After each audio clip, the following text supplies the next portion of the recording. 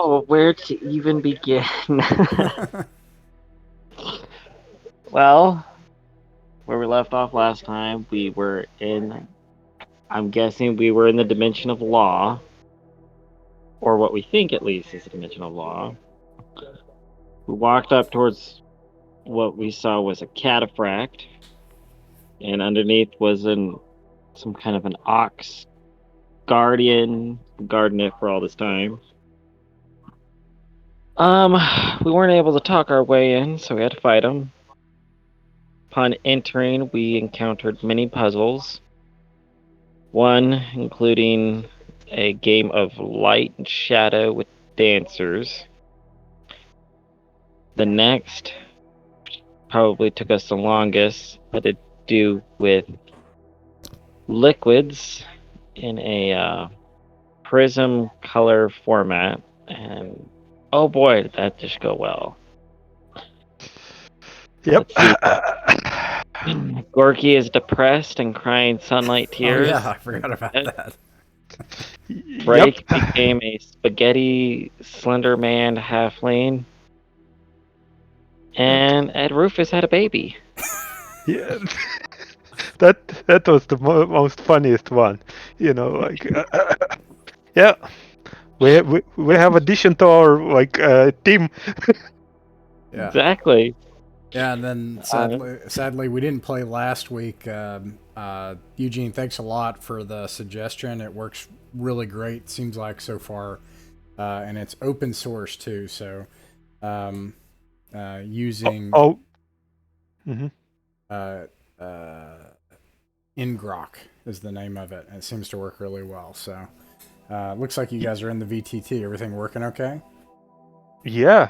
Fantastic. I mean, man, that's not a problem. It just because I'm using Foundry a lot, and I just know that it works, So I know that a lot of people are using it. It's just easier than just opening those ports and stuff like that. Yeah. Much easier than Well, it's nice that I don't have to pay another $10, $15, $20 for web hosting at whatever those other places are called. So, anyways, I'm really glad we're back and it looks like it's working. Ed Rufus has all sorts of effects on his character. I'm going to say that those have went away, and I'll kind of autopilot. Ian, if you hear what we're talking about at any point, I mean, please drive safely more than anything.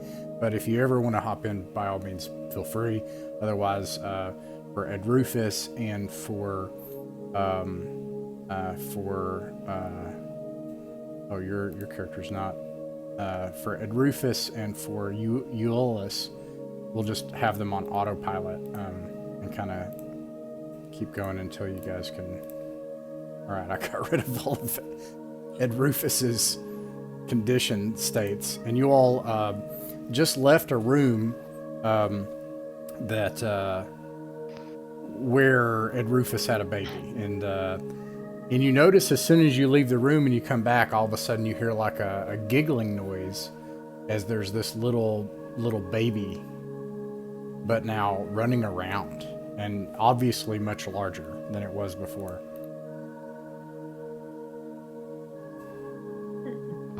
Patrick is gonna just look at him and start gonna say, "How are we going to protect that baby?" I mean, that's just enough. It's dangerous for us all.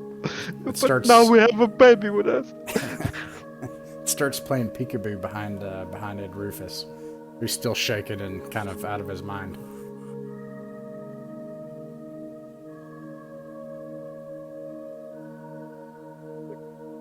Like, look, Mr. Skull is all grown up now. Hey, maybe he can wield a sword now. Anybody have a spare dagger? Right. Give him a sword. Give a child a sword that he could kill himself with that sword.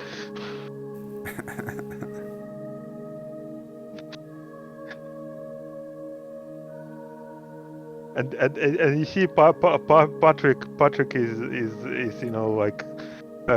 maybe crying, and then like he's when he's crying, that it lights up. Yeah. Oh yeah, that's right. Every time you cry, sunlight comes out of your tears. Yep. My tears lights up. Okay, so you guys went through the northeast room and the north room. Where do you want to go next? The stairs, as a reminder, started out only about knee high as they spiral around, and then as you've gone through the two rooms, it's gotten taller, and it's now about halfway up to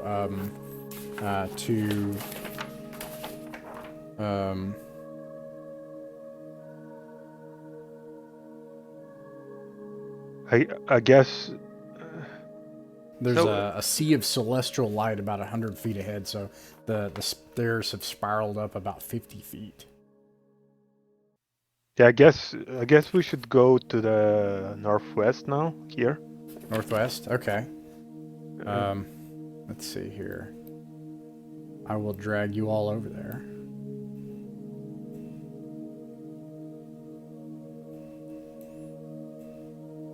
And I'll describe what you see when you...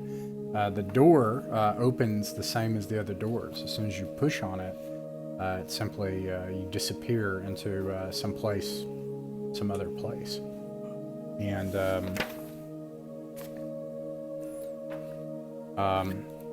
then in an eye blink, you find yourself in a room of darkness.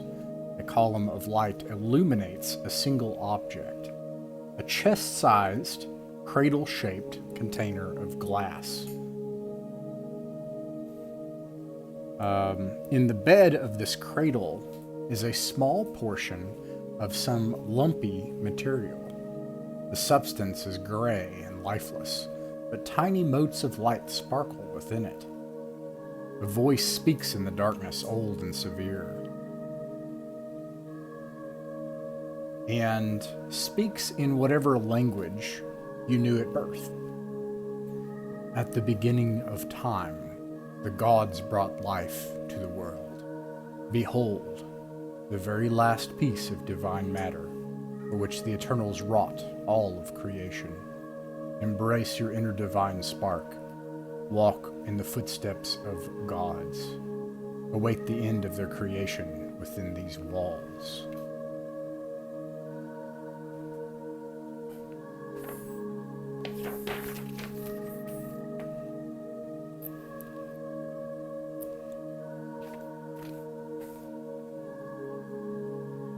Do you think this could be the yolkless egg they're talking about? Or we'll survive?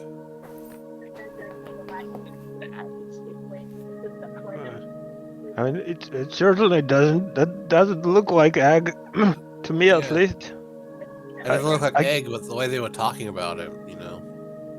Yeah. Ed Rufus is he's ripped off some of his equipment, like the cloth from it, and he's like, stay still. And now there's like this little boy with like hair, like a slightly older than toddler, small child, who's like squirming and is like, no, Mom, no, and is like fighting with him. Oh God. The shooter grew up so fast.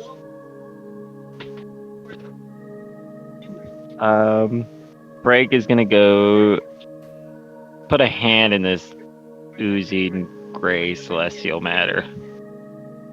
You put your hand... Oh, go ahead.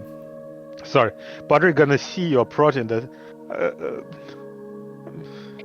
Are you sure that you want to do that? I mean, look what happened to us the last time. When I'm crying, you know, that my tears are wet up.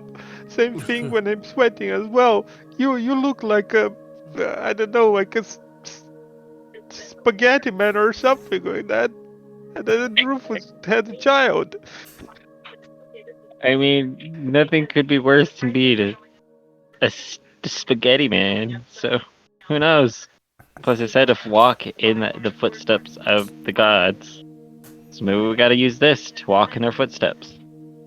Frank, you take a long, slender hand and you sinking into this clay as what it feels like, except that it's warm and feels potent, as if it has this potential energy that it's just containing and held back from. And you have this wholesome feeling as you touch it.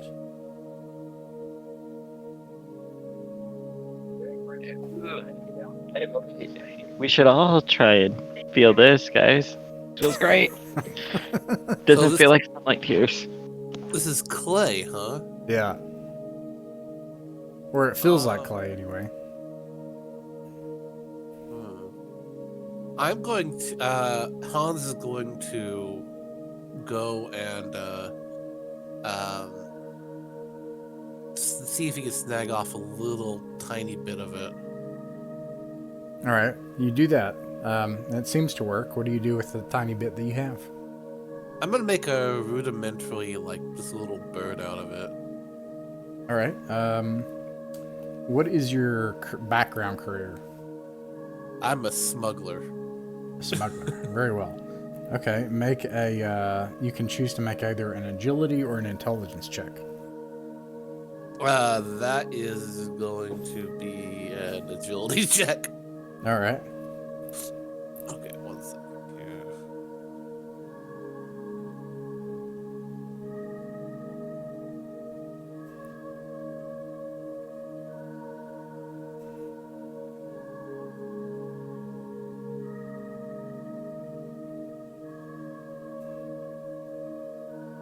Okay, I got a 19. Was I supposed to roll under? No, for this you roll over. Yeah. Okay. All right. I got it. Let's see here. You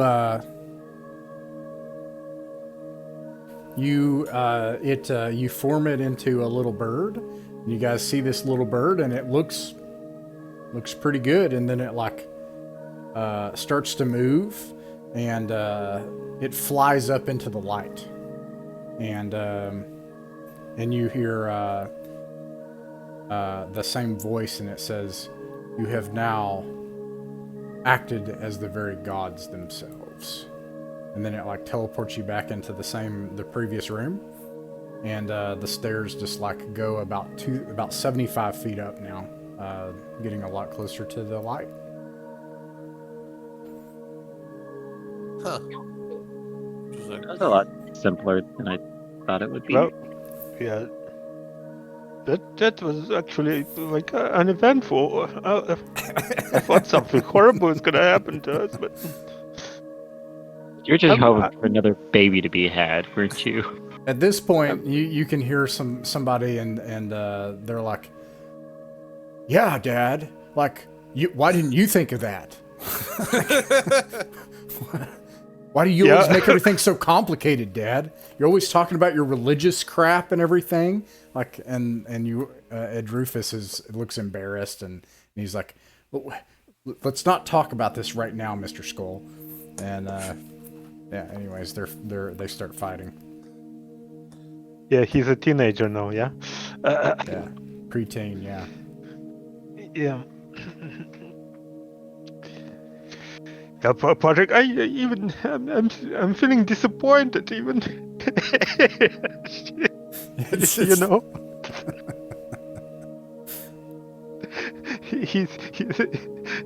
he's disappointed in any way, you know. Yeah. Mr. Skull is he comes over and he's like, "Yeah, Dad, that was stupid. Why are we even doing this? This is stupid." And he's like, where is it? Patrick, you're cool. No, that's not true. That's not true. Look at me. I'm like a crybaby or something like that. Have you ever tried writing about it?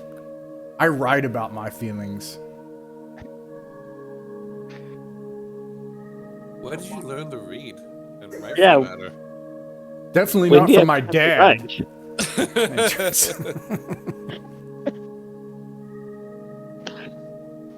What did he have time to write? He was just a baby like 10 minutes ago.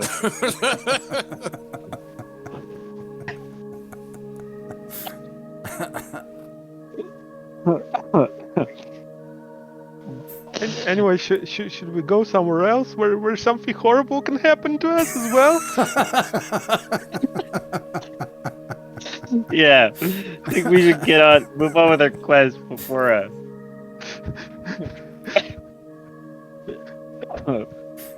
you know. Well, there's only 2 doors that you all haven't tried. There's the This one? southwest and southeast doors.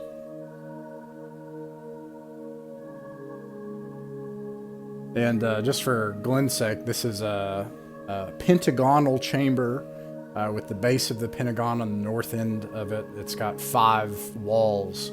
The walls, let's see here.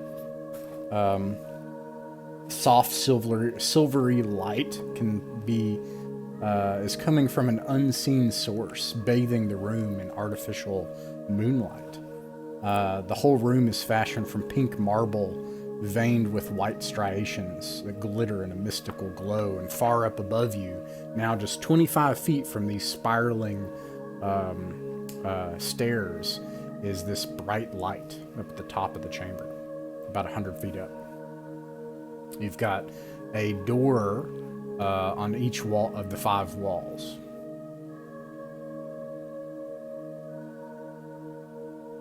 Oh, let's go here. I'm sure that something horrible gonna happen to us here as well. Yeah, you know. 4th time's the charm. You went through that door before. You want to go through it again? Oh wait, we've been here? Yeah, the only doors that you haven't checked are the southeast and southwest doors. Ah, right. Yeah, let's go here then. Yeah, so southeast, southwest. All right. We're gonna have to go through them all at one point. Oh, I don't like this. I told you that it's something happened. Something horrible is gonna happen to us. You know, it just expected.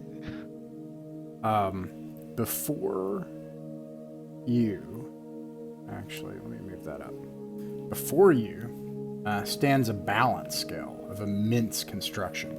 Its central pillar, its beam, and chains leading to 2 pans that hang from it, which are mostly translucent, otherwise formed from glowing golden light itself. Only its 2 weighing pans appear of solid construction, fashioned from burnished gold and lying flat on the floor. The great scales soar 5 times your height, or at least the height of, say, Patrick, nearly brushing the ceiling of the room above you.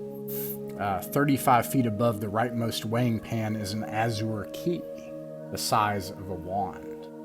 And between you and the scales is a quartet of silver-furred lions with golden manes. They growl softly but threateningly at your arrival.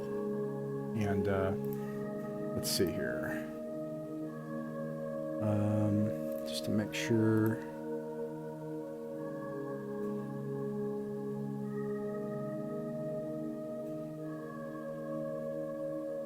Yeah. Let me actually move you guys kind of a little bit further away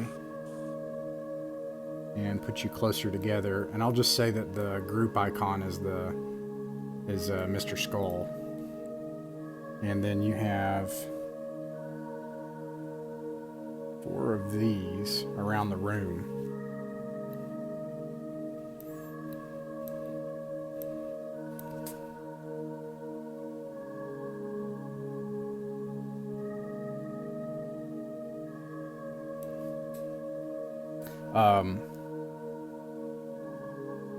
Yeah.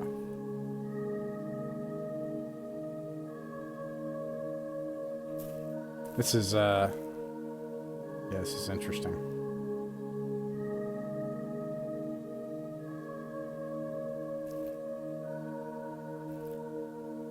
Yeah, what do you do? Yeah, Patrick just gonna look Well, you see, now they're going to eat us. And he just waiting for them to eat him.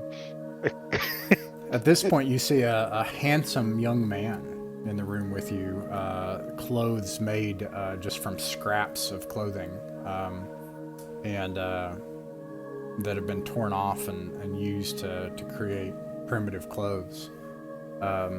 Nobody has any extra clothes, right? Poor Frakes is probably like he's got like a mankini situation with a little, it's ripped up the top and, so I think everybody's probably got clothing situations right now. Nobody's got extras as far as I know.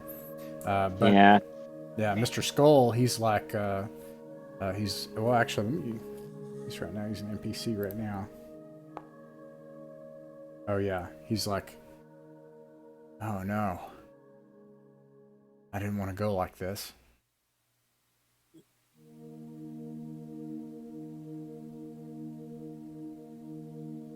Well, what do we do? So when we entered, we didn't hear anyone talk or anything, did we? No. Okay, I know we heard the lions growl, but I wasn't sure if like we had a booming voice or anything. Okay.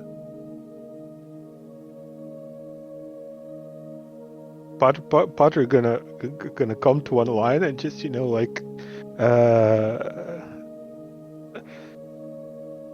prostrate his hand and just start eating now. There's I actually had enough of it. It's just there's no point anyway.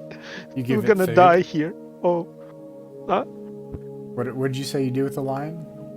Prostrate my hand and said to them eat it. Just get over with it. Okay. What's your alignment? Neutral. Okay. It sniffs you and growls, but doesn't attack you. Oh, I guess it's not hungry. They don't want to even eat me. Oh my god.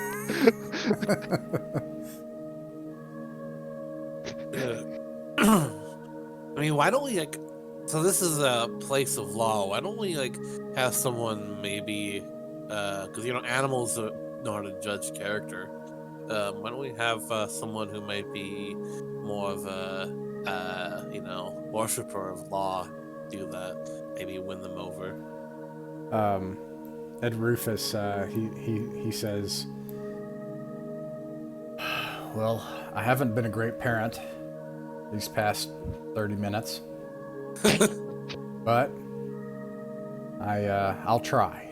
I have committed myself to this course and to this group. And he steps forward to the two lions and holds out his hands, and the two lions sit down obediently when he approaches them.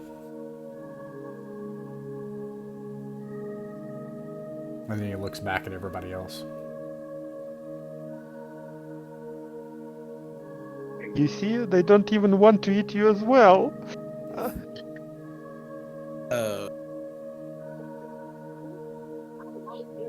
Well, maybe we should follow him as he has the lion sitting down. You first. All right. Break is just gonna walk up to Rufus. What's your alignment? It is neutral. Okay, they sniff you and growl as you approach.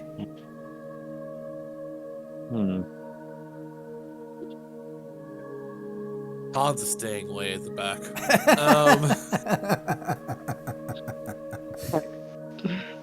It's fine, Hans. And Rufus, why don't you? I mean, this is just an idea here, so you can take it with as much salt as you like. But this is a place of the scales. Why don't you try climbing into one of them? Okay, could you guys help me out? Is Ed Rufus, was he not the tax collector? I just want to make sure I have it right. He was the tax collector, right? And then he kind of had this, okay. All right. Yeah, I just want to make sure I have that right. And I when I okay, so he sighs and he looks back at everybody, and then he turns toward Mr. Skull and he says, "Mr. Skull, I love you, son." And then Don't talk like that. Mr. Skull sheds a single tear, and he climbs up on top of a scale, and it says, "Only he who hath led a goodly and lawful life shall ascend. If thou wishes to rise above all others, speak truthfully of your deeds. Recount virtuous acts, be judged. You have 30 heartbeats." And Rufus can see that the pan just starts descending as the key goes further up, and he's like, and he starts weeping, and he looks at Mr. Skull, and he says, "I have led a terrible life, and until the moment when they attacked our village, I took everything I could from everyone that I knew. I'm sorry, everyone, and I am truly sorry for everything that I've done." And then he closes his eyes as the lions like turn toward him, and then like something happens where the pans and the weights are changed, and the voice says, "Repentance is available to all, and humility is the path to all virtue."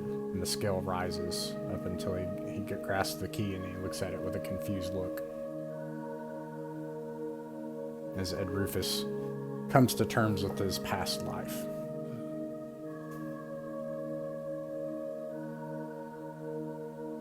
And then he comes down off of it, and he runs and hugs his son, and his son hugs him tearfully.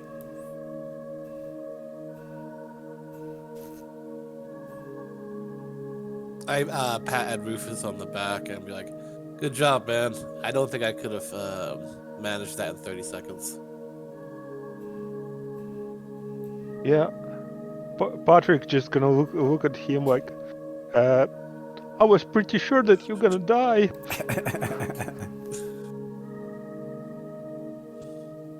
And then you're instantly teleported back into the hexagonal chamber.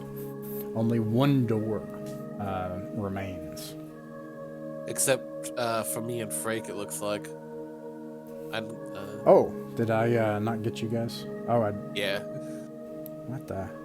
Oh, there we hit a wall. You're in the wall. The wall of judgment. Fair enough.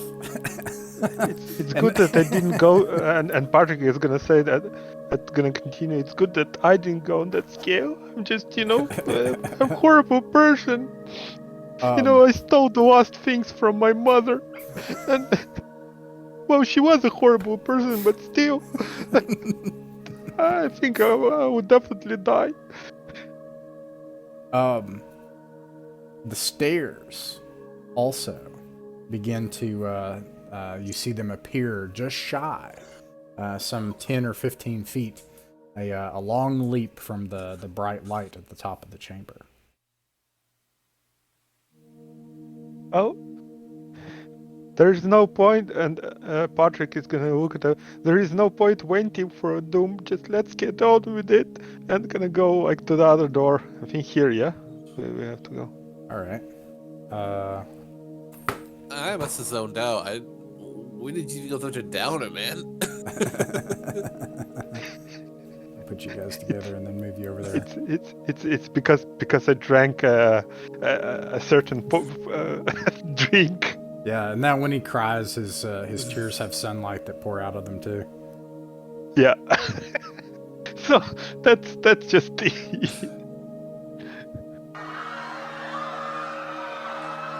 Oh, what's happening here?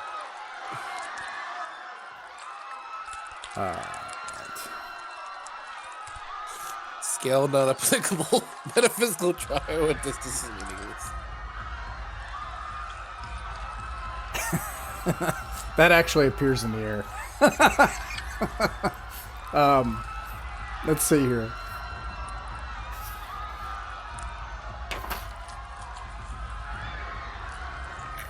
The door opens not into a chamber, but a scene of carnage, and you're immediately dropped in the midst of carnal chaos. You stand in the center of a small village under an overcast sky. Panicked citizens flee in terror, and screams of pain fill the air. And the churning horror of formless monstrosity, the size of a cathedral, slides and drags itself across the town, lashing out with dripping tentacles and tendrils, shoving screaming villagers into one of its hundreds of maws. Buildings collapse as the beast roils over them, heading in your direction. This time, a voice, quiet and childlike, speaks directly into your mind in the language of your birth.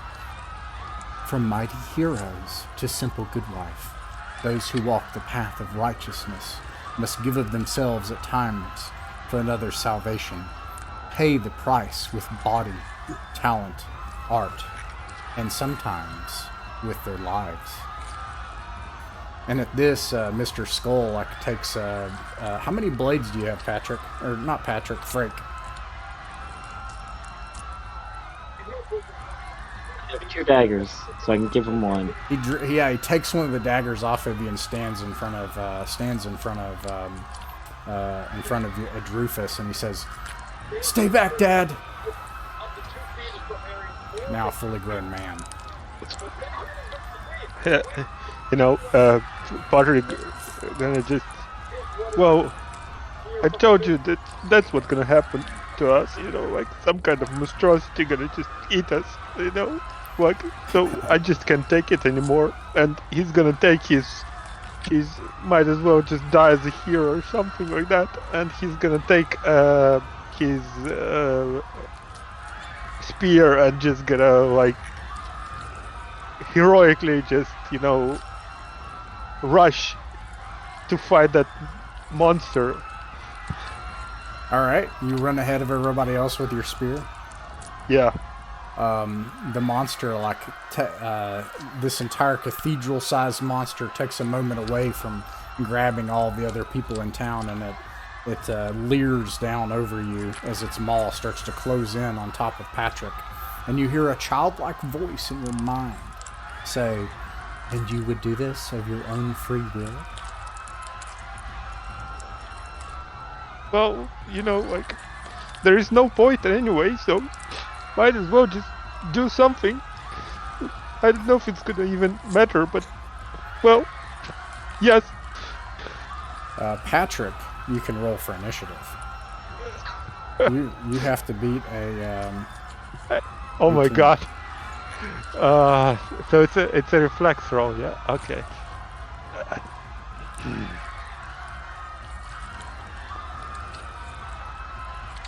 The monster goes first. Okay. Does a... well, actually, I have it here. Patrick 16 is AC AC. 16. 2 of them hit.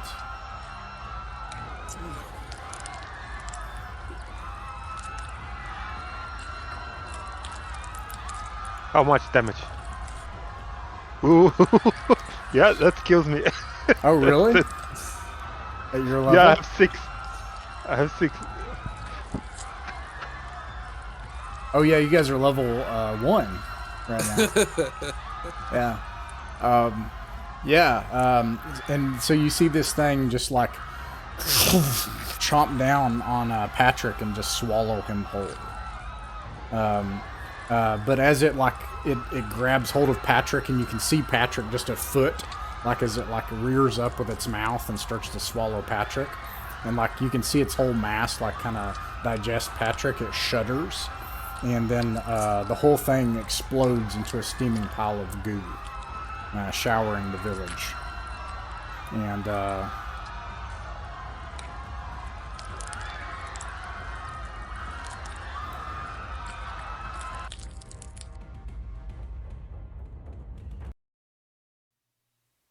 let's see.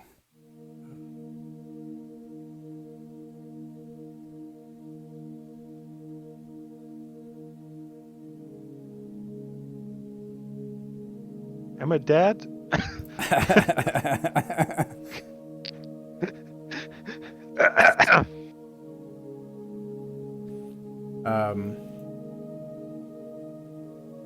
don't see Patrick for a moment. But then you all appear in the chamber, and you see Patrick asleep in the corner. And Patrick, you have no memory of that trial or drinking that weird stuff, and you are not sad. And just like he's.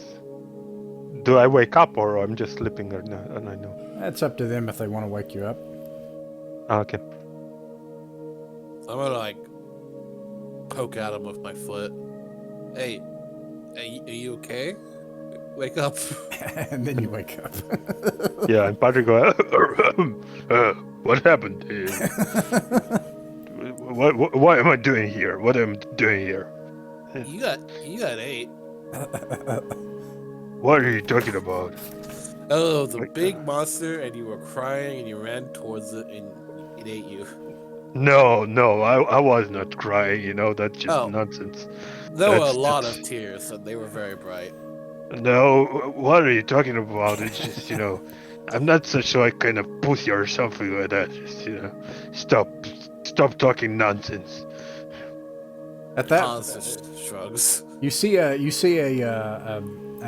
man of middle adult age now, with a beard and long hair and hairy body, using scraps of clothing like some kind of Encino man to try to have any clothes. His body's muscled, and he has the dagger in some of the scraps at his side, and he's like, "Well, it looks like we have one trial left, everyone." And he looks up the ceiling, and the spiral staircase has appeared all the way up into the light.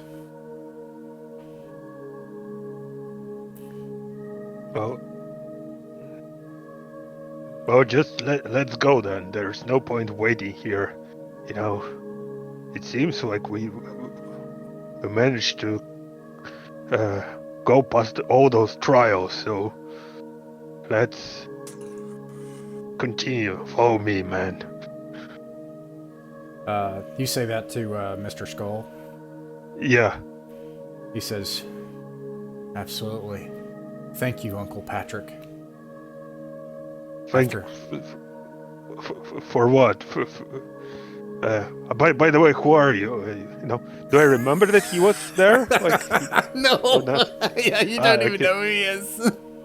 Yeah, well, how's it happen that you're here? I don't remember you. I'm your nephew. I've been with you my whole life. You've been an example to me, a mentor. Well, I know I'm a pretty cool person, Yeah. But yeah. Well, anyway, well, I'm glad that you're here. I think the more the merrier. Anyway, let's go. All right, and he goes over to Ed Rufus, and he puts his hand on Ed Rufus's shoulder, and he's like, "Mother, no matter what happens, we'll stay together to the end, and I want you to know that I love you." And Ed Rufus is both confused and overwhelmed with all sorts of strange emotions. He just looks like a confused man. When Patrick just hears it and sees it, he looks at it. What? He called you a mother? When did you become a mother? I mean, certainly you don't look like a woman.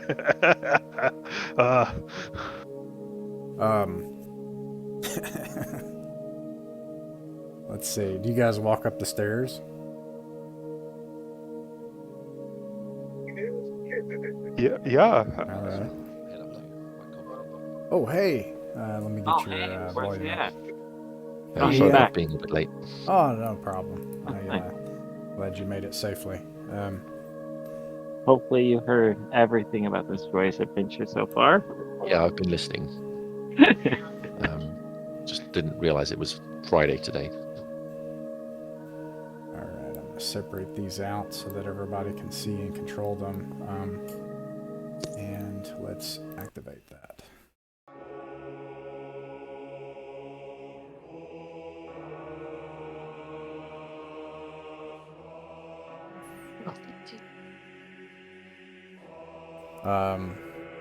The celestial door at the very top of these bright lights swing open to the music of spheres.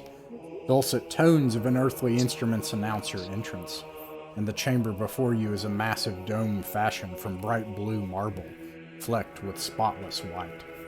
A wide walkway circles the perimeter of this 90-foot wide room, and directly before you is a bridge extending an encircling causeway to a triangular platform hanging unsupported above a gulf of sultry star-studded night. A number of figures stand atop the platform in front of you, surrounded by a crystal plinth. Floating above the plinth is a large egg of cerulean blue. And I will show you what the figures look like. Did you show? No. It's marking our plates and our walls. Didn't used to.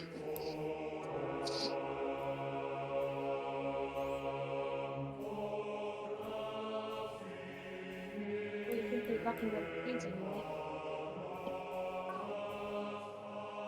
I feel like I'm missing somebody. Patrick. We've got Hans, Frake, Euelis, Drufus.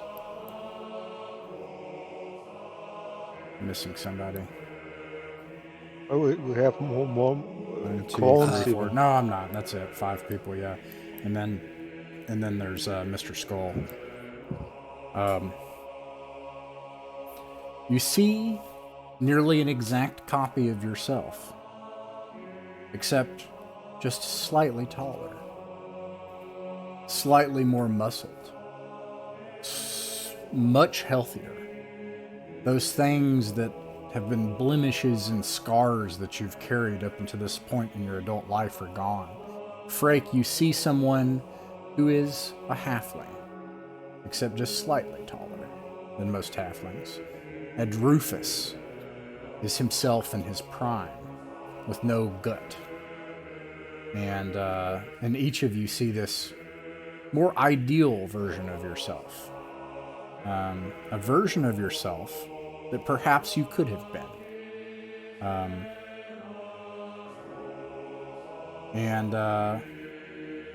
They're all radiant in their beauty and perfection. The most perfect and idealized version of yourself. I'm And gonna they pull. Oh, go ahead. No, go ahead. Yeah. I was saying I'm gonna pull out my long sword and like that bastard has all my teeth. Yeah, it has all its teeth. All of my teeth. Yes. Yeah. Patrick is gonna come and gonna say like, well, hello, how are you doing? You know, like, he seems like quite a charming fellow here, you know. Hello. I am Patrick. No, wait, I'm Patrick, you know. I am Patrick. No. Guardian of the yolkless egg. You guard it? Yes. For what purpose have you come here? Just come closer here. Come, I want to tell you something. He comes closer, leans in. And I'm here to save the world, the universe, actually. Oh. I think you can make a intellect check, DC. Let's say 15. Yeah. It's not gonna be easy. Oh. I have a lot of luck. I can still make it. Oh yeah, you could burn luck for that. Yeah. Should have. No. What was it? Oh, nat 1. Oh my god. He I don't even have to look at it. He nods. You lie. All of you are corrupted by the taint of chaos. I can smell it upon you. You cannot leave this chamber for what you have seen. And they all draw out their weapons. Idealized, bright, beautiful, magical weapons to counter your chaos weapons. And they say, I'm sorry, but you are an abomination, and you were never meant to exist. And everybody can roll for initiative. But hold your number, because I gotta write it down.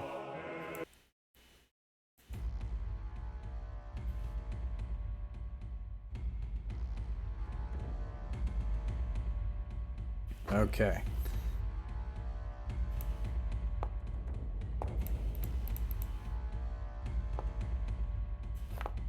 Mike keeps on telling me the no token selected for initiative. Oh, really? Yeah. Yeah, it's the same with me. Like, it's weird. Ah, that is weird. Type in the D20 roll.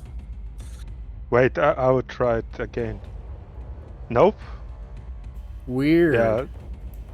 Yeah, I'm gonna D20 as well and +1 because I have +1 to initiative. Yeah, I mean, I'm sorry, guys. Are you trying to use the character sheet? Is that what it is? Yeah. I'm Yeah. sorry. Okay, yeah, I guess we'll just do it manually for now and figure it out. And actually, I'll just use your initiative, and that's how we'll do this whole thing.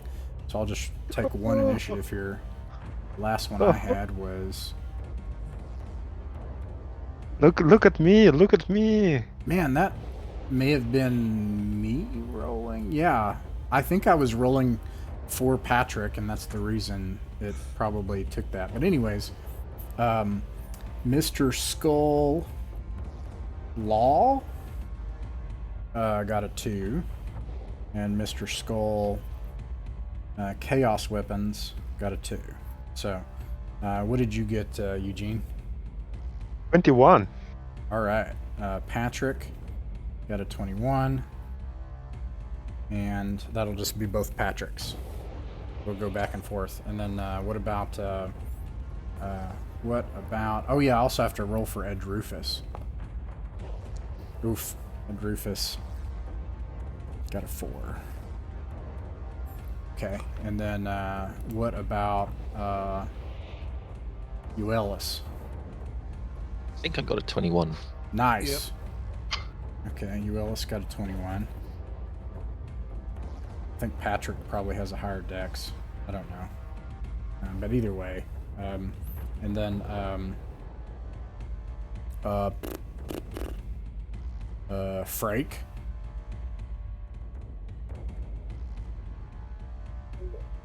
Got a 17. Frake got a 17. And then Hans. 9. 9. And just to be fair, what I'm gonna do is I'm gonna roll to see if I can beat your all's 21. Actually, I won't let the monsters go. Ooh, close. Okay. So I'll just use the same order is what I'll do. But I'll do it, they'll go last. This group initiative. Alright, Patrick, you are able to act first. Yeah. Yeah, Patrick is gonna say, well, why would you say that? You know, like, that's just, you know, that's not very nice. Especially when I look at you, you know, such a nice fellow. You know, and then, you know, you have this, like, bad opinion. Well, I guess I have to defend myself, and he's gonna try to take his spear and gonna try to maybe disable his hand with the spear. That's what he's gonna try to do that. Yeah, so that'll be your mighty deed if it goes off, and that'll work if you do that'll work if you do your mighty so deed. I need to roll my weapon and plus 1d3 for that. Yeah, plus your strength as well, yeah.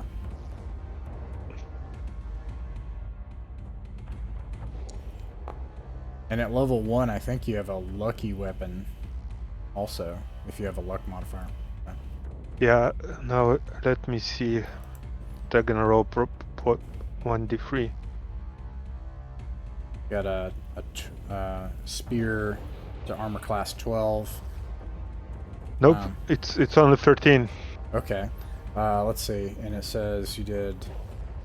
Let's see, Patrick, you have armor class 16, so you also don't hit him. He actually parries you with a nearly perfect glowing spear. And that brings us to Uellis. Uellis is going to move forward. Can he get through to, like, here? Yeah. Okay, and he will call on the blessing of Justicia to aid. Who's that? Frake. Sorry, the names are a bit confusing. Yeah. Aid Frake in his endeavors. Okay. Where's he gone? Spell check. 14. So that just goes through. So he will receive a +1 bonus to all attack rolls for 1 turn. Nice. All right, and that brings us to Frick.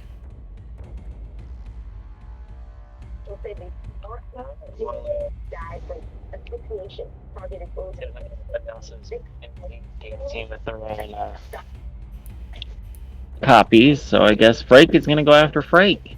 Try and attack him with his dagger. All right. A 14. That hits. Alright. And that is a D4 if I remember right. For 3 damage. Does that blessing apply to the damage, Ian? No, it just says attack rolls. Okay. And how many hit points do you have, Frake? You have 6. Okay. You stab the lawful Frake, and he screams. And Hans.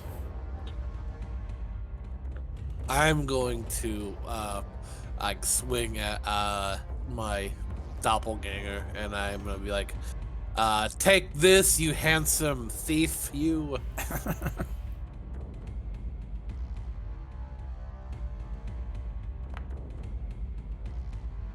Oh, nice. All right. 1 point of damage. How many hit points do you Yeah. have? I have 8.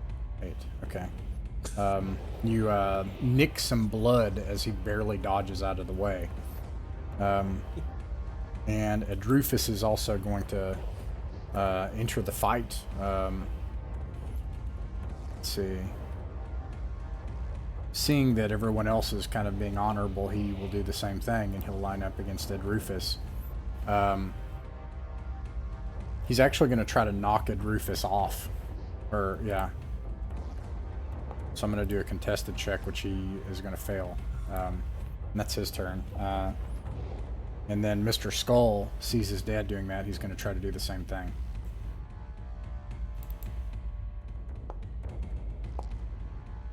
And he also fails to do that. And so now they're kind of like wrestling with each other on the edge of this thing.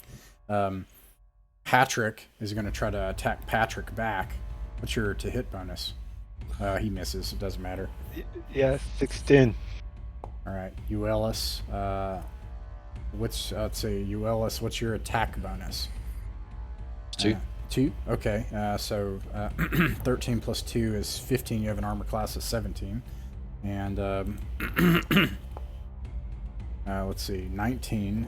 This is Frake attacking Frake. 19 hits, and he does D4 damage. Frake, you take 3 points of damage. And same thing with Hans. Hans 12. And then Hans has an armor class of 11, plus his attack bonus. And then what weapon are you using, Hans? I'm using my longsword of chaos. Is that a D8 then? Longsword, yeah? Yeah. Alright. You take 8 points of damage.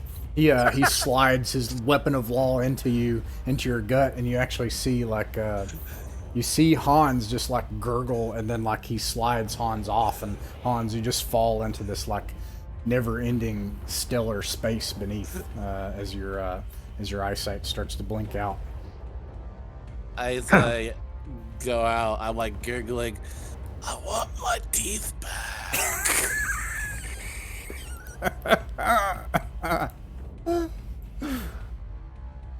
That's great. Okay, and then let's see. Ed Rufus, who's now wrestling with Ed Rufus. So that's really bad, but thankfully fails. And Mr. Skull also fails, as they're like holding each other and wrestling with dear life at the edge of this thing. And it's Patrick's turn. Yeah, Patrick is gonna say, well, you know, I would say that it's just, you know, I think that there can only be one. and like he tries to like take his spear and tries to knock him off that platform, you know, for him to fall down. All right. That's what he's gonna do. You have to beat 15 plus whatever your strength is. Yeah, But you can use. I'll say you can use your luck, life or yeah, death. that's what I'm gonna do. Yeah. Yeah, because halfling's luck comes back, doesn't it? Jesus Christ! What is? Oh no! Do you have enough luck? Can I use like all the luck? You know, I don't know how. I mean, yeah. So you need to use 7 plus whatever your strength mod's luck is, if you have that. Yeah. Wait. Let me roll the wait, strength roll. Yeah. So it's We've got a halfling luck battery, so it's 2 points for every luck he spends, isn't it? Well, he's not a halfling. Frank is a halfling. Yeah, but that's what I'm saying. We've got a halfling who can lend us some luck. Oh yeah, nice. Yeah. Give luck. And he gets it back slowly. Yeah. Exactly.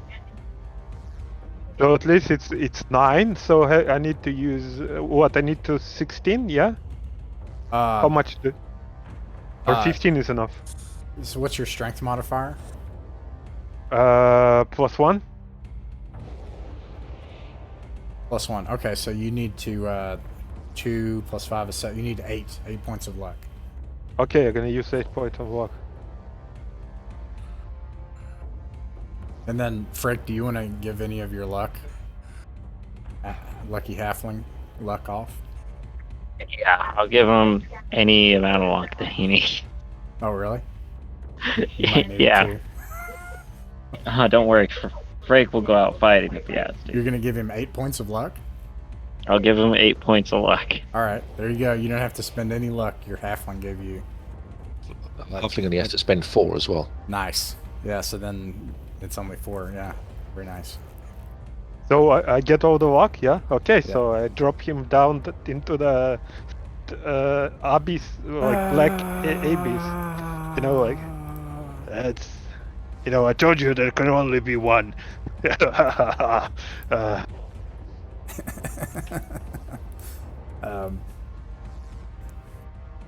Okay, let's see. That brings us to Uellis. I'm gonna make some of these things a bit smaller. They're quite big. Yeah. He's going to move up to his doppelganger, and as he runs up, he's going to shout with the power of Justicia behind him, drop, pointing at the weapon he's holding. So we will do spell check. Oh no. At least it's not in the range. Favorite. Do I want to try and bump that up? I mean, can I get some halfling luck for that? Sure. It would be 6, it would be 12. Yeah, 3 luck will get me up to 12, which will pass. Which actually gives me 13.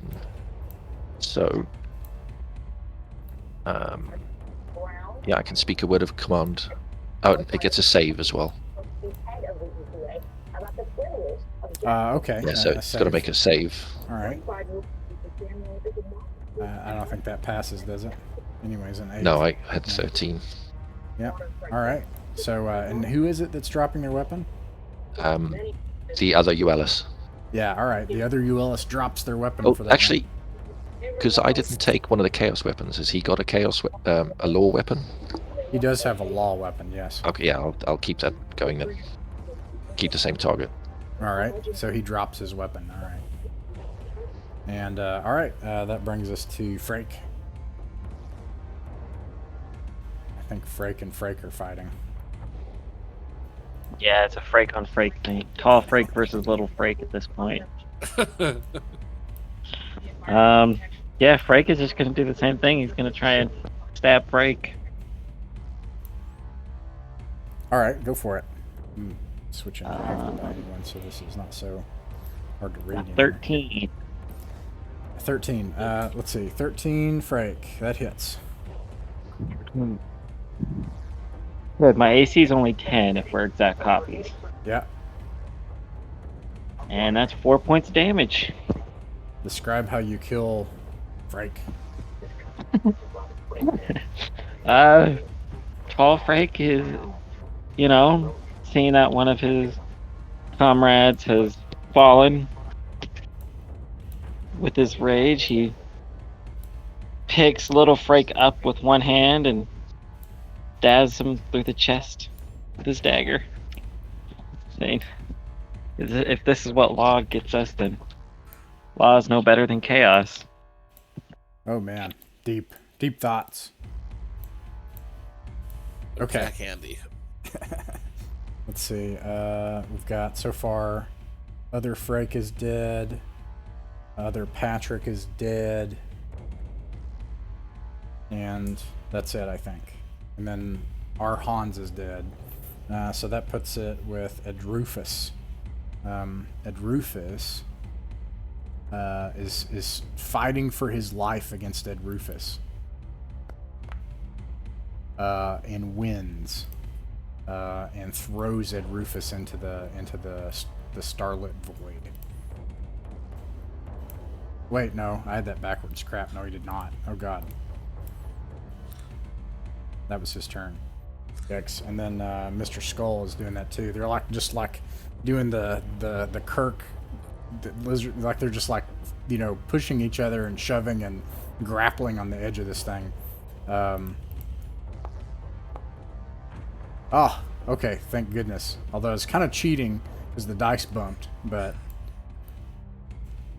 boom. Mr. Skull, the lawful Mr. Skull, gets tossed over to the side. Mr. Skull turns around to Ed Rufus, like, Dad! Well, he's going to try to run over, and Ed Rufus, while he's like wrestling the other Ed Rufus, looks over to his son. And let's see, that brings us back to Patrick. Oh, wait. No, I'm sorry. I missed the lawful Hans, who's going to run over to Patrick and start trying to fight him. But he gets a 3. Patrick is gonna. You're joking, right? And Patrick, it's your turn too. Yeah, and Patrick gonna retaliate and gonna try to throw him into the black abyss, of space. See how it's gonna go. Come on, dice. What the? Oh no.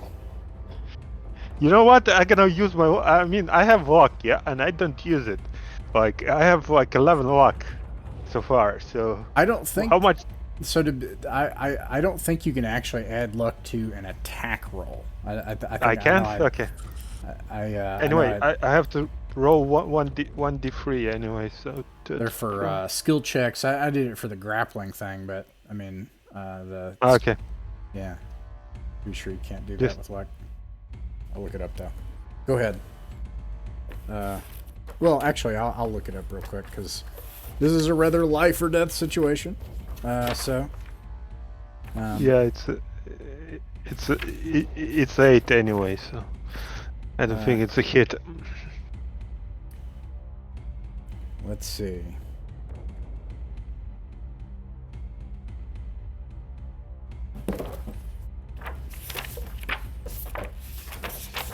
Oh, this is why I have my other thing for this. Let's see here.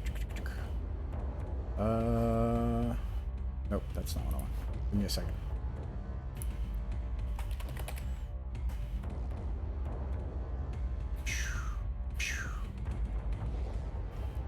Luck. Okay. So it says, Nope, doesn't say on there. Luck score still doesn't say. Yes, under ability scores, it just says they can add luck to a roll. Oh, good. Okay. Doesn't like limit it to anything. Excellent. I'm all for like basically using luck for everything, like to even push rolls like a little bit and stuff like that. Let's do it. So yeah, if you want to add that to your grapple, Eugene, you can do that. That's what. Yeah. How much do I need? I have 8. It would be. Oh, okay. Let me. Let's see. You got an 8. Okay, I'll roll to contest it. Are you trying to push him? Yeah. Okay. Well, he fails anyways. I rolled a nat 1. Unless where's your roll at? It says 6, which is 8. And then Yeah, 6 because and I then you have rolled that. a d3. Yeah, so he rolled a nat 1, so he lost anyways. Yeah. Yeah. Nice. Yeah. Is this So, you were and- throwing Hans over? Yeah. Empire say, well, our hands was better. All right, and then it's you Ellis's turn. How big is the egg up at the top? Yeah, so it's not something I could. A little bit bigger than a football, I'd say. Actually, it was about that big, maybe. Yeah, so ULS is going to come through here, and try and shove other ULS off. The other Frake. Oh wait, no, Frake is dead. Yeah, no, his ULS. counterpart, the other ULS. Yeah, Okay, yeah. fake Okay. ULS. So it's just a strength check, is it? Yeah, I'll do a contested check. Oh, so close. Well, he failed. Okay, So, does he get pushed off then? Yeah, he gets pushed off into the void. And then, can he still pick up the holy weapon that was there, or the law weapon that was there? Or is that something to do next round? Oh yeah, you could pick that up because you knocked that out Okay. of his hand. You now have a spear of law, which we'll suss out later. Or wait, no, it's a. Was it a That's spear? I had a mace. Ah, okay, it's a mace then. Yeah. Nice. Okay. Anything else? That's it, I think. All right, Frake.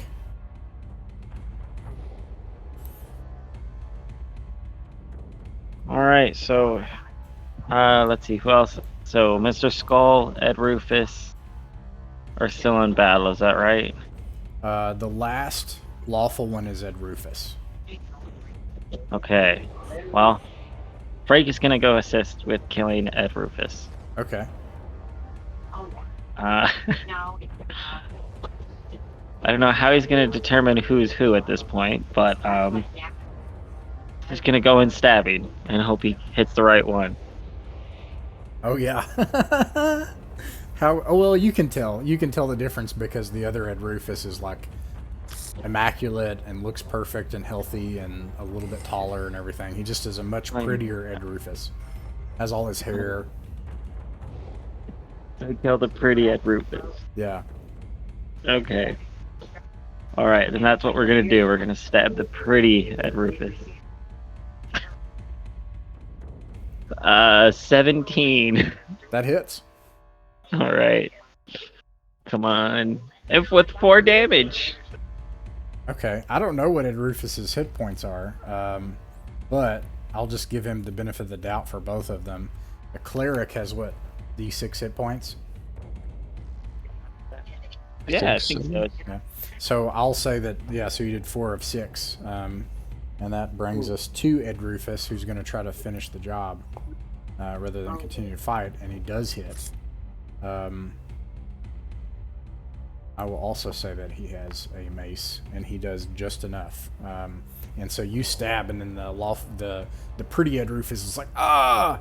And then the other Ed Rufus is like, I'm sorry it had to be this way. He clocks him with a mace across the face and uppercuts him, and he flies off into space, falls off the edge. And with the exception of poor Hans, you have survived. Okay. As soon as the combat's over, Alice will step up and pick up the egg if he can. Yeah. Yeah, but we're gonna go too as well, and just say, wait. Just be careful there. You know, like, are you sure you want to like pick it up? You know, just like that. Maybe let me try it. It's my interest to keep this safe and in the hands Yeah, of honest. Me too. Me too. Trust me. Yeah, trust us. Maybe one of us should carry it, you know. Yeah. I killed 2 of them, so I should carry the egg. You know, I'm the mightiest warrior here. We have been through much together, and I owe everyone here a lot. But trust is not something I offer easily to most of you. I think trust, we're gonna all have to trust each other. So fine, how about you take it now, and we'll decide when we get outside. Yeah. We'll draw straws. How about how do you say that game? I don't know, how do you call that game in England? Like when it's scissors, stone, or paper, or how do you call rock, it? paper, scissors? Yeah, rock, paper, scissors. Yeah. How about let's do the rock, paper, scissors and see who's gonna carry the egg. Unless, like, picking it up is proving very difficult, Alice is just going ahead and picking it up anyway. You pick like, up unless it's heavy or something. It is heavy, but it's in no way difficult for you to pick up. It's twice the size of an ostrich's egg, bright blue in color, and feels simultaneously hot and cold to the touch. You hear a strange buzzing noise coming from it. Yeah, that's what you, I don't know. You know, I feel like, you know, that egg just, you know, looks better when I pick it up. Should I don't know, like is it okay for like PvP now or what? I don't. Yeah, so just for this module only. Yes. Yeah. I think I'm sorry, but I think I'm gonna like try to wrestle it out. You're gonna try to wrestle with Ulysses, okay. Yeah, I think that's my philosophy about, like, nobody gets the egg. You know, it's better that like one side wins or the other side wins. You know, so I'm pretty sure that I should have it. Sure. Roll for initiative, and Ulysses, you can also roll. Okay. And anybody else that's going to try to jump in and just try to, like, grab it or attack someone or anything like that, you can also roll. And Rufus and his son are not going to. How can you? 21, come on. Let's see. An 18. 18, all right. All right, and then Patrick, what'd you get? Just a moment. Sorry. It's all right. I'm gonna get rid of these dead bodies here. Meanwhile, Ken, you can run Mr. Skull for now, if you'd like. And Jesus Christ. Anything you earn for Mr. Skull, I'll apply to both you and Mr. Skull. Okay. Yeah. Because there's no way that any of your followers could make it here. That just wouldn't make any sense at all. So. Fair enough. Okay, so yeah, Ulysses, you're able to act first. It's clear to you that Patrick and Frake are making a play for the egg. Yeah. It's American football now. Yeah, he's gonna like step back as much as he can and command Patrick to flee. Nice. Okay. Where's my tech sheet gone? There it is. Mr. Skull's going to. Oh, sorry, guys. So. Why? Nice. Jesus Yeah. Christ. So 20. Yeah, I Um, guess there's no point rolling, like. Or what do I need to roll to counteract yeah, it? I'm just checking that. Well, Intelligence. I can even include a gesture. You need to make a save. I'm not sure what save. Fortitude? Wheel, I guess, yeah? That would make sense, yeah. And how do you calculate wheel from what? Anyway, I run. No! And he starts running, like... For a And number he of just, turns runs, equal. and he doesn't even want to run, but he just, no, and he runs, Yeah. So, whoops, where's he gone? Here it is. You run for 7 turns. Oh my god. All right. Now, is that just like randomly, or is that where you want him to, or how does that work? Well, I can include a gesture, so I'm just going to point like away, so probably back out the door. Okay. Yeah. I think it follows your intent if your goal is just to get him as far away as possible. Yeah. Within that amount of time, you have him just fleeing the place, fleeing the Cataphract out into the fields. And now you have to contend with Frick. And, Patrick, that means that you're now running away into the plane of law, into the verdant fields where you killed the bull for now. I'll move you over here for now. Yeah, for 7 turns, so it's okay. I just can relax, just see what happens. And what did you say you wanted to do, Ken? I was to say, like, when they were fighting, Mr. Skull's gonna be like, "Uncles, please stop fighting." Yeah. All right. That makes it Frank's turn then.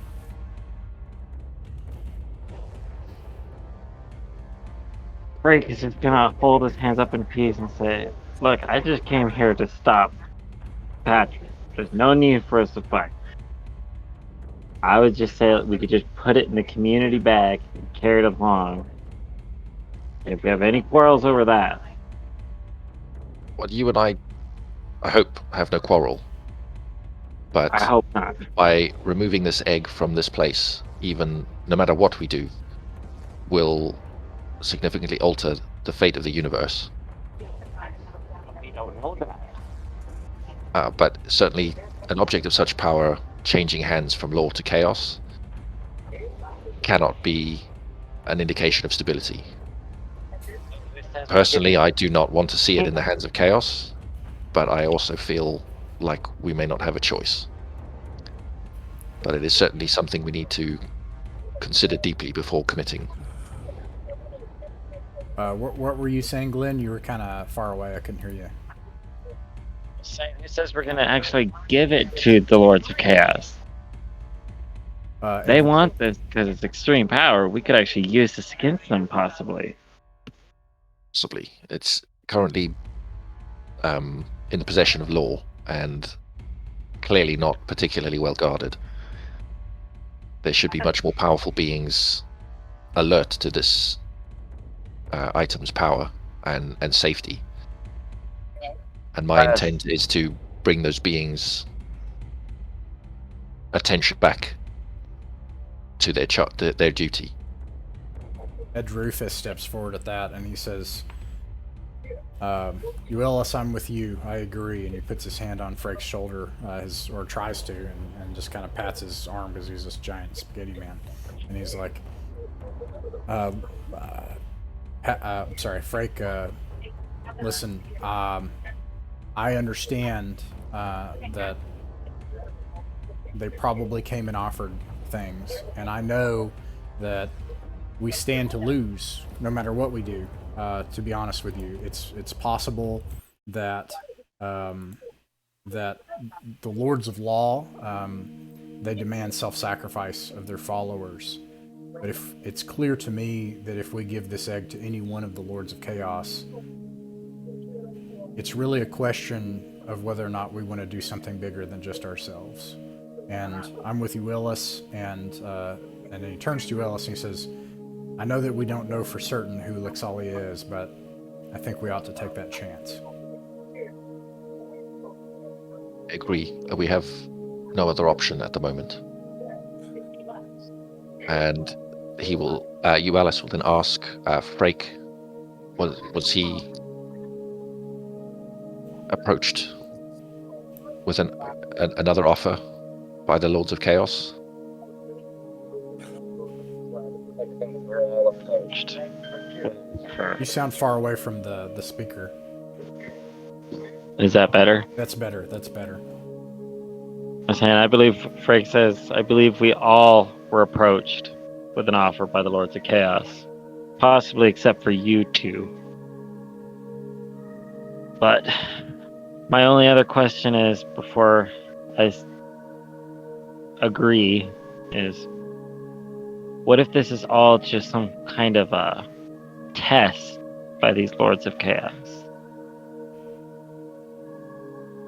This was says, too I think it easy. is. It likely is. Whatever we do, we need to do it quickly before Patrick comes back. Yeah. I will not find myself wanting of morals, whatever the outcome of the test of the Lords of Chaos. I have a means with which to keep the egg safe away from, hopefully from the Lords of Chaos, but I believe kept safe from everyone who wishes to abuse its power.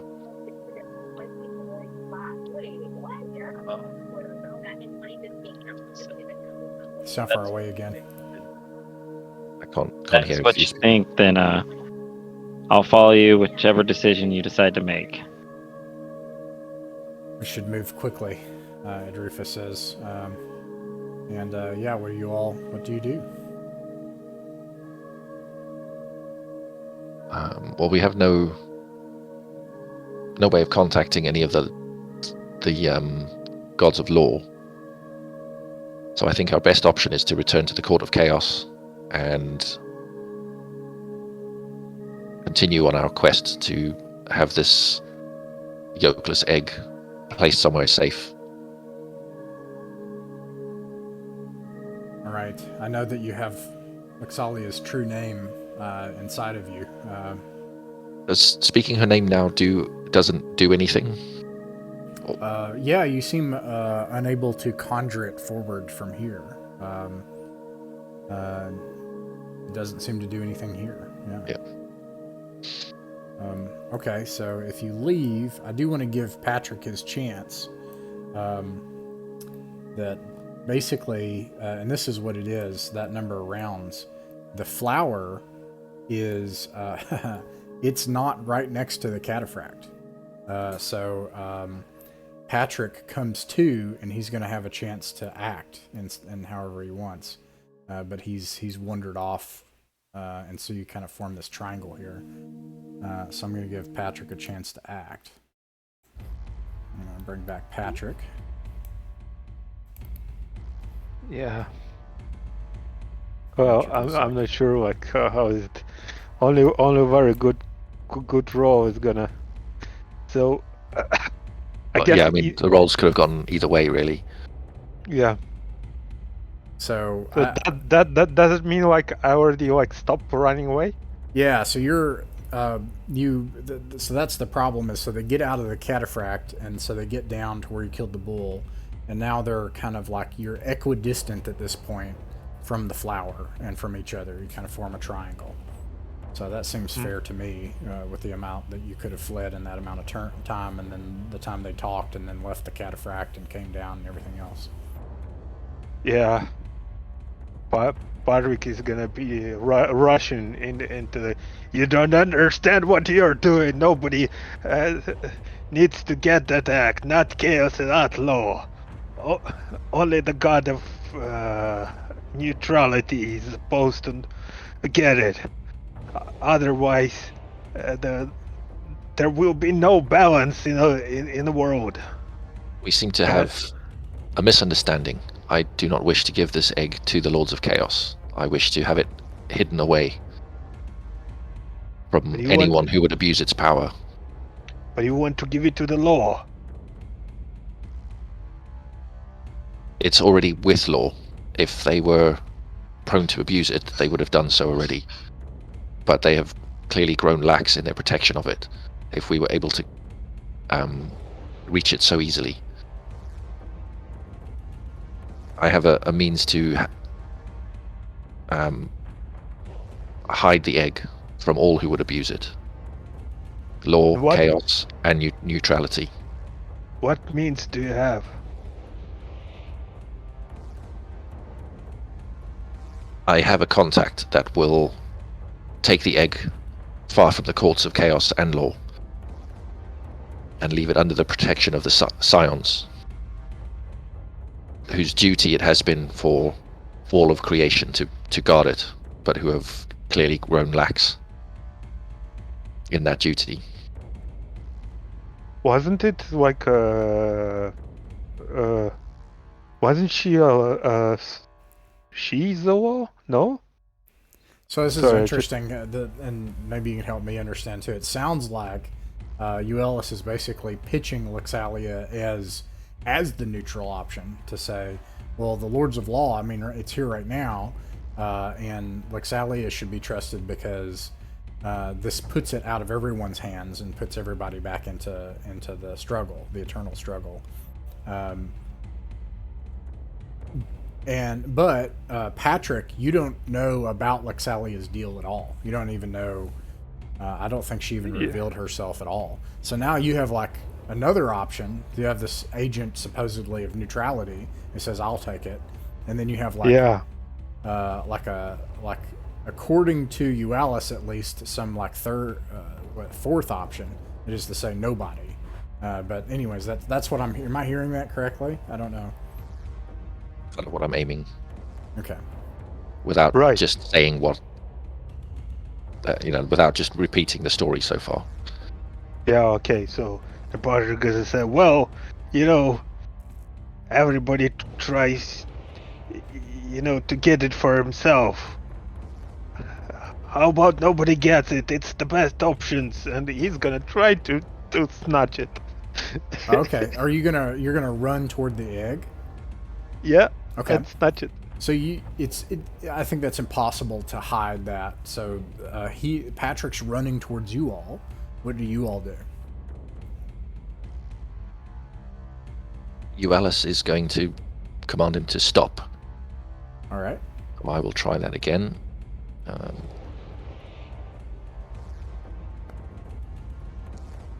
Oh no. Dear, that's disfavor.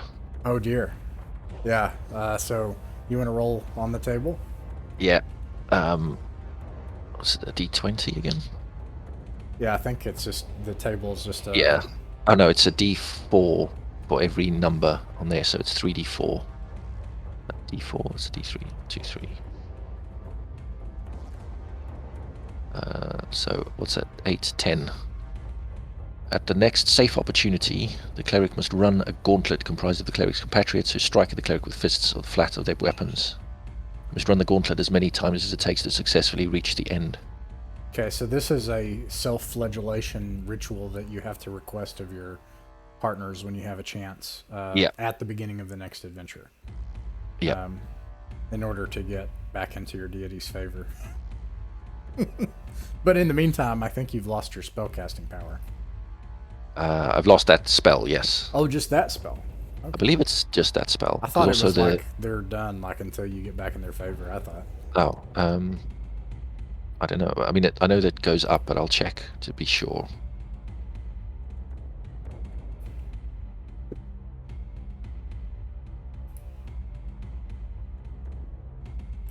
Deity disapproval.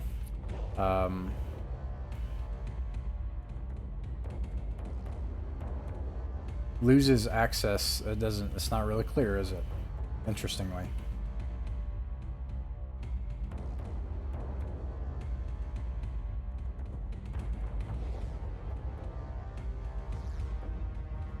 Actually, it tells you in it. It just says failure to finish. Looked upon it, he incurs a -1 to all spell checks. So actually, it tells you in the result, which is interesting. So, for example, on a 20+, you can't do lay on hands. It only works once per day per creature Right. healed. So yeah, it doesn't actually take away all your. I'm really surprised, but that's Oh, okay. yeah, just says failure. For So- word of command just says failure if it's not successful. Yeah, so I think all it is that you you have to request that basically of your companions. We'll work Yeah. that out later. Okay, so what does everybody else do? Frake and Mr. Skull, and yeah. And I apologize. I should have asked for initiative on that. My bad. I just want to know what your intention is, so like I know, you know. Frank is just gonna, run towards Patrick, and if Patrick's intentions are still to get the egg, he's gonna try and stop him, like just block his path. Okay. And then what about Mr. Skull? Ed Rufus is going to say, take the egg and go. Run.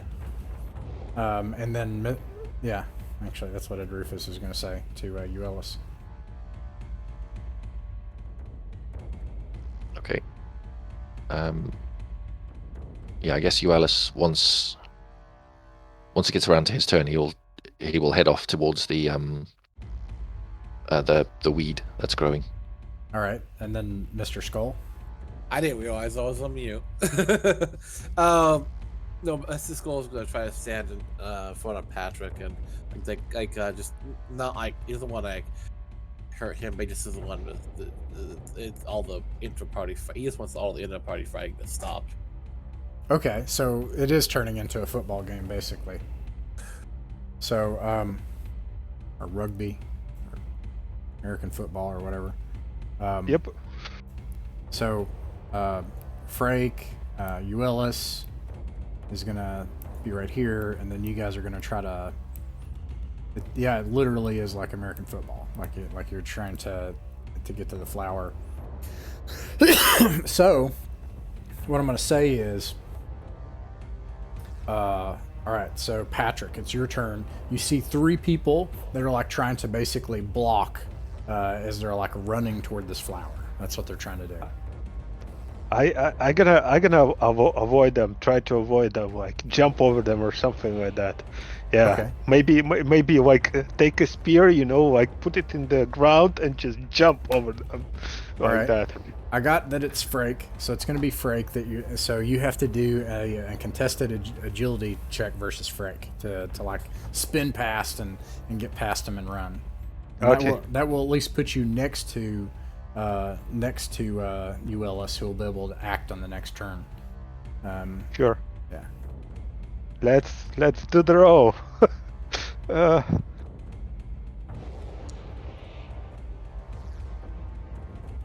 And that is a shitty roll. Oh no! What'd you get, Frake? You're on mute. I keep forgetting I'm muted. 21. 21. Oh no! Okay, so you block Patrick. This creates a complication for Frake, and we'll see what happens with that. But everybody else is able to like continue this blocking maneuver, and Uellis, you're able to make it to the flower. The thing is, if you pick the flower now, you'll be leaving Frake.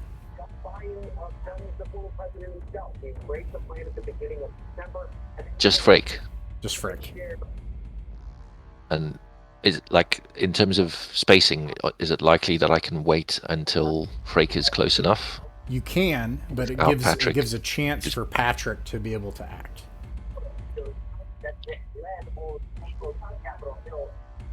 So it's just going to be me, Ed Rufus, and Mr. Skull going back now. Oh, you're gonna leave Frake. Well, that's what, like, is that the situation it is at the moment? Yeah, if you pick the flower now, those two can get to you, but like you looking up, you can see that Frake was blocking Patrick for you. So like, you can either wait for Frake, which on the next turn can happen, but then Patrick will have a chance to be able to act. I think I'll wait. Okay. In that case, that is what happens. And Patrick, you're being blocked right now by Frake, But what do you do in this situation? You see that Euelis is right there, ready to pick the flower. He's got the yolkless egg. You've got 3 people blocking you. I'll say that you could make 1 check. I'll say at this point it makes sense to me it'd be 2 checks, but I'll let you make both as your action, and then you can still do something as your movement. But what's your intention? What are your goals? So they're blocking me. Yeah, right. I would try to maybe go past them and talk. That's what I'm gonna do, and try to like maybe go to who else to take the egg. Okay, so you're gonna try to get the egg. Yeah. Okay. All right, I'll tell you what. I think this is a very hard check. We'll resolve it. So it's going to be a task chain, as we say in Traveler, right? So it's very hard. But if you succeed, you got it. And you can pick the flower. It's very hard. You'll have to get past... You'll have to get past them. But if you get past them, you win.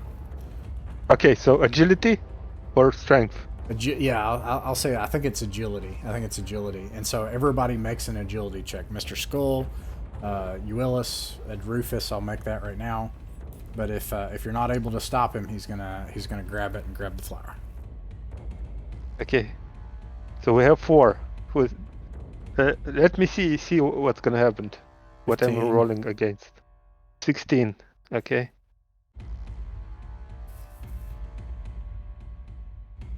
Mr. Skull?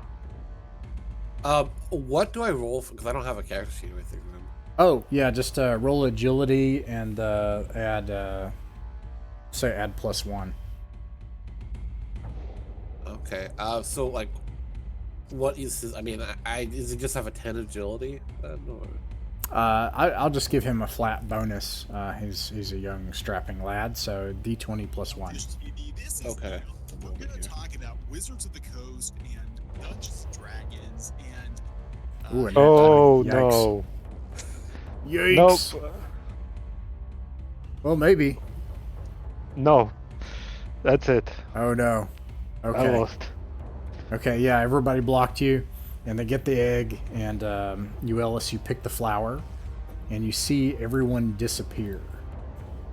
And Patrick is left on that. Yeah. Or Patrick. Well, Could have brought you along, Patrick, but no. yeah, you could, but like that's just. I think my option is the best one. That's what I feel, at least. But you have to bet. So, Patrick, you're in this open field by yourself. However long you wait before you act, even if it's hours. Just this open, verdant, beautiful field, strange colored grass, the Cataphract behind you, the dead body of the ox that you slew. What do you do?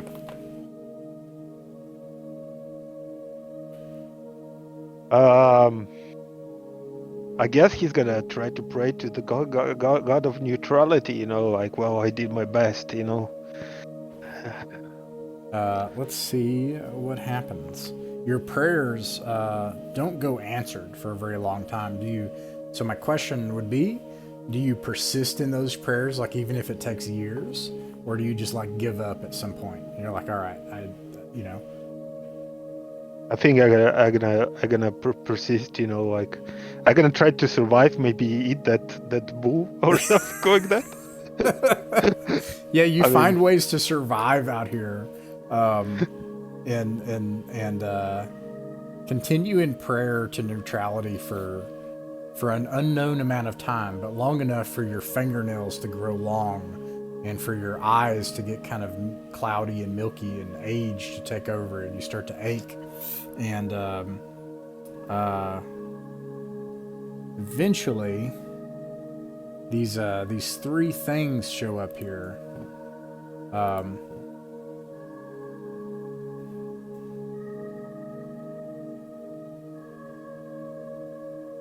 Whoops. And these large, like crystalline golems find you in your old age after years upon years of prayer. Actually, that's not the one I wanted either.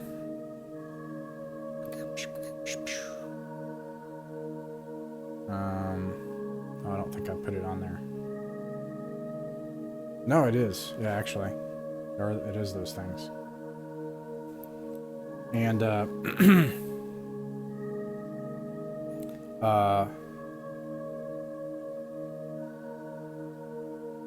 they kind of like march towards you, these big crystalline giants, and then they surround you as an old man, and they say,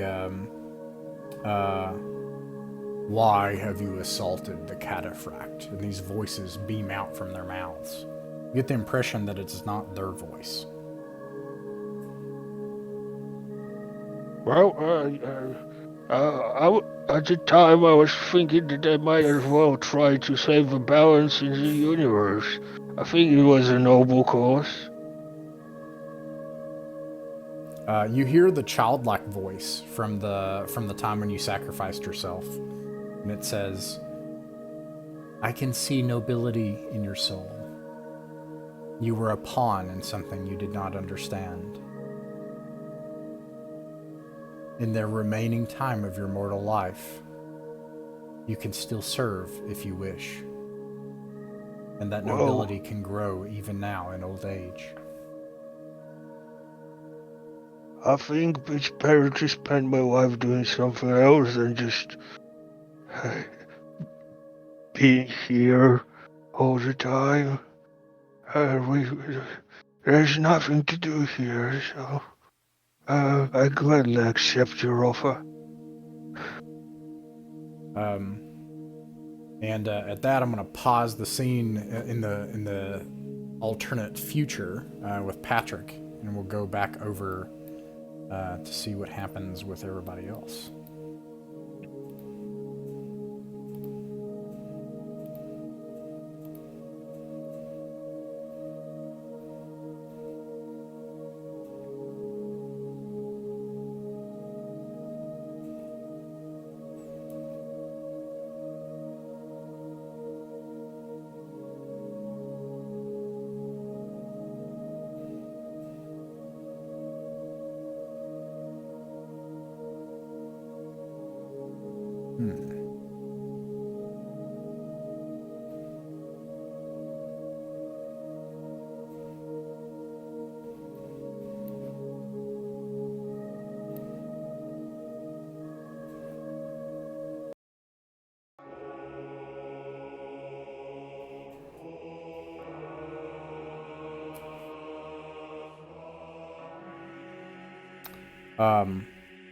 Willis, you pick the flower, and the pristine beauty of the plane of law vanishes. And you have a cloud of rank putrid pollen as you pluck the flower from the ground, and it surrounds all of you. And once again, you have that feeling of vertigo, and you plummet through the planes of existence. And you land hard on the obsidian floor of the court of chaos before their thrones. The hosts sit atop their thrones looking down on you with ill-conceived avarice. And,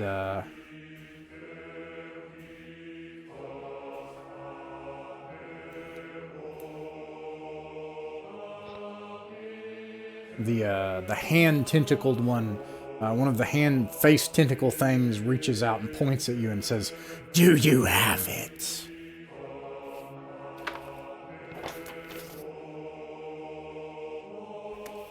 What do you do? ULS will answer, "Perhaps. Who is it that is going to take it?" But essentially stalling a bit to see if he can find, what's her name? Lexalia? Vexalia, whatever her name is. Like, is she... Yeah, I've got Vexalia. Is she visible in where we are? Yes. You see Lexalia, who appears in every regard simply to be a chaos slave. And the Tatterdemillion is here, and some strange figure that you've not seen. And then when you say that and you hold up the egg, like all of them slightly move forward in their thrones, as if they're all ready each to take it. You can see and feel a sense of overwhelming lust coming from all of them.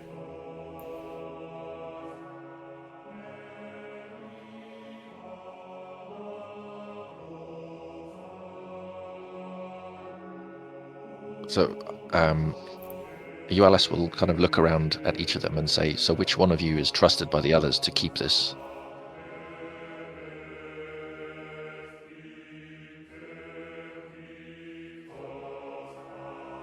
Let's see.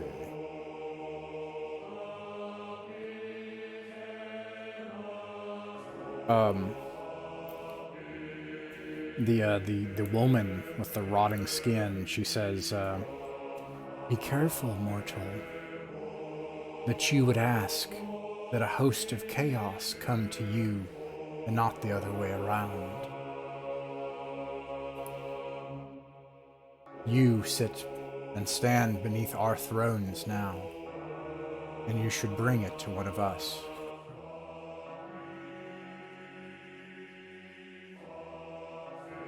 And then the one before the tentacle face one is like, "Give it to me now." Okay. Is Lexalia making any kind of attempt? Like, is she looking at what I'm doing? Yes. Is she making anything, any kind of indication? It's clear that she's watching you and you have each other's attention. Okay. So, if I remember correctly, she has a way of... Is it she can basically just instantly take it away? Or is it... You made an arrangement where she gave you her true name. yeah, but I believe... So, I remember she wants to... She has a way out of the Court of Chaos. She claimed to have a way to protect the egg and take it. So we don't know if it's something like a word of power that'll do it instantaneously or not. Right.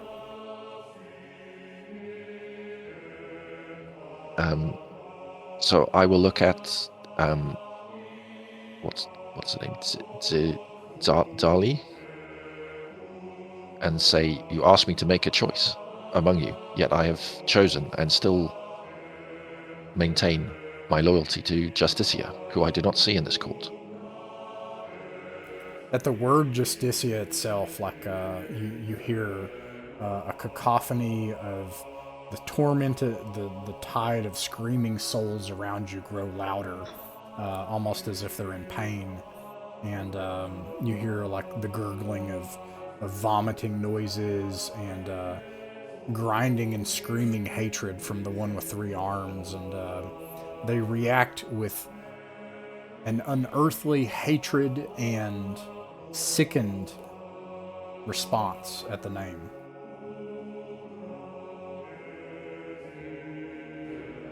Alice will say to them, perhaps you would like some time to discuss it. Perhaps you could offer us the same hospitality you did last time, while you decide who among you will be holding onto this artifact of power. And then do you wait for the response? Well, I mean, we've got no way of getting to the room that we were in last time with the feast hall and the rooms.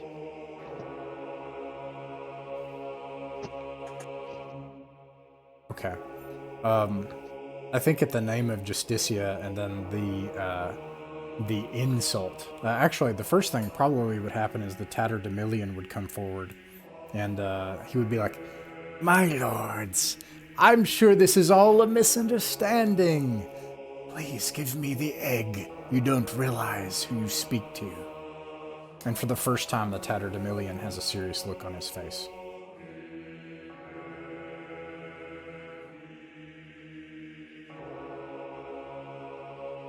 Look at him and say, I was sent by these Lords of Chaos to collect the egg. I only want to know who to give it to.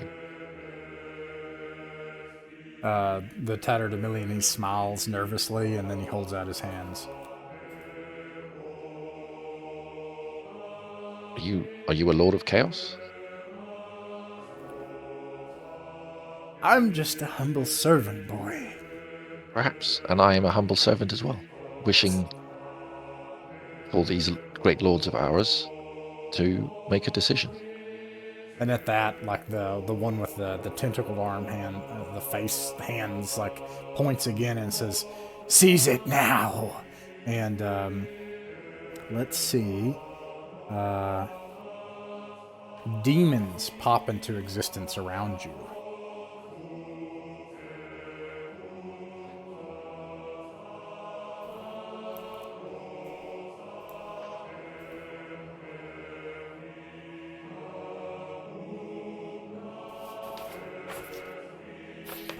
Make sure I have the right number.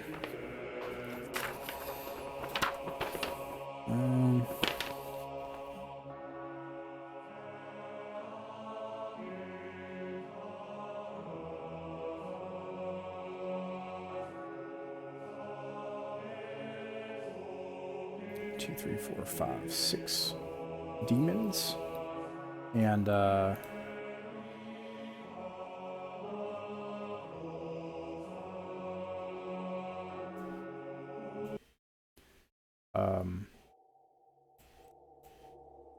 these demons begin to come toward you to seize the egg by force. They look like all sorts of different things. The ones in front of the three-armed person are like hulking brutes with armored plates, pierced and nailed to their own flesh, and held in place on top of that by gore-stained bandages. The one with the eye with the chicken legs has ogre-sized masses of just eyes, just collections of eyes that are weeping tears, and they float in the air towards you. The woman's has these people that are all dressed in wedding finery and suits and dresses, but they're decaying and their limbs are falling off. And Magog, the one with the arm face, has like they're pitch black except for funeral shrouds that are covering them. Otherwise, you can't see their face. And all these demons are starting to come towards you. That's where we'll end right now for today.